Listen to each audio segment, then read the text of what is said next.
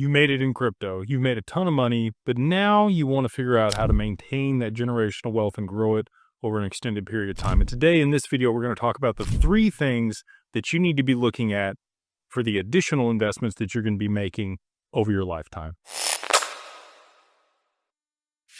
So like I said, you've made it in crypto, or you've sold your business, you've had a liquidity event, you've made a bunch of money selling an asset, right? Whether that was a business, a property, an investment, whatever it was, or you still have that asset, you have a life insurance policy, you've set some things up, you have some cash flow, you have some excess income to start investing. What are we looking at to make sure that we're doing this the right way? Well, for myself, there are 3 things that I'm always looking for when it comes to an investment.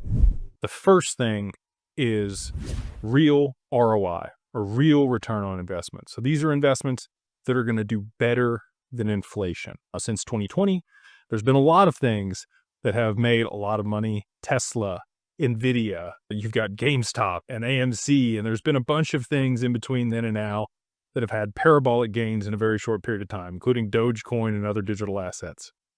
So if you made a bunch of money on any one of those, that's great. You had real ROI, right? So you had returns on something that did better than the inflation that was going on in the economy. Right now, inflation's back down to around 2%, which is the Fed's mandate, and that's great. However, real inflation is actually, with technological advancements, it's still probably somewhere between 6 and 8% per year. And that's been that way since the early 2000s. As we've seen the advent of new technologies, those are inherently deflationary. And because of that, to maintain the 2% inflation that the Fed has a mandate for, they've had to print a lot of money, sometimes, somewhere between 7 and 10% of the M2 money supply per year in order to maintain that 2% inflation. So we want real ROI. Traditionally, indexes in the stock market, real estate, those things tend to be correlated to inflation. So they maintain their purchasing value from the moment that you invested in them. Now, you can obviously find discrepancies and disparities and opportunities in those sectors. And there are periods where they outperform inflation. There are also periods where they do not. We're in one of those right now for stocks.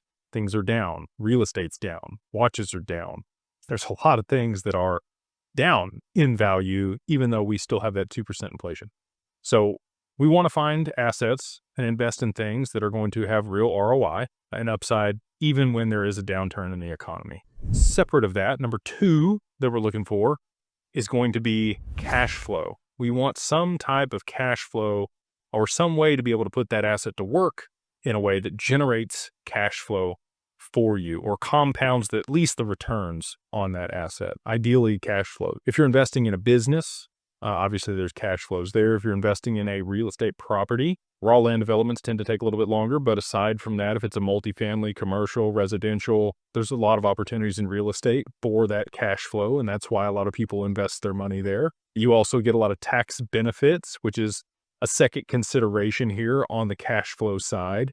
You want to make sure that ideally there is some accelerated depreciation or ways to be able to offset that income that you're making with those assets. You could use cost seg when it comes to real estate properties. Within a business, there's a bunch of ways that you can spend that capital and get accelerated depreciation to offset that income. And those are always considerations as well. But ideally, you've got, again, real ROI, number 1. Number 2, some type of cash flow off of the investment. This could be dividend paying stocks. This could be an annuity. This could be a lot of different things that pay you some type of residual income.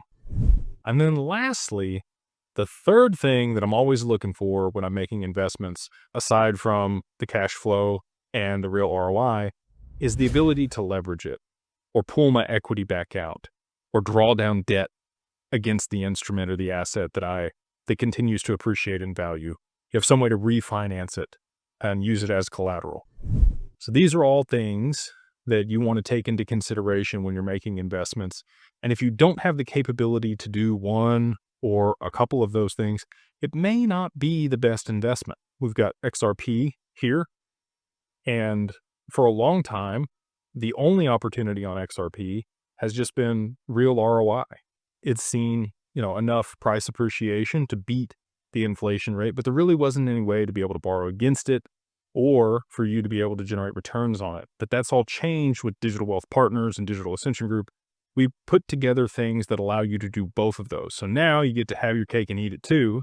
Where XRP, we could see potentially a lot of upside in that asset, not financial advice. But alongside that, we've been able to put together ways to be able to borrow against the asset in institutional grade custody where it's insured. And then alongside that, other ways that we can put it to work to be able to generate cash returns and also compounding returns on that asset. Still working on ways to be able to mitigate taxes from, those types of returns and the way that we're structuring that, but we're hopeful that that'll be the case as well. And so again, just these are always the considerations that I'm looking at when I'm making strategic investments and will continue to use as the frame moving forward on the other side of price appreciation for a lot of these digital assets as well. So hopefully this has provided you some value. If it has, please like, subscribe, and we'll see you on the next one.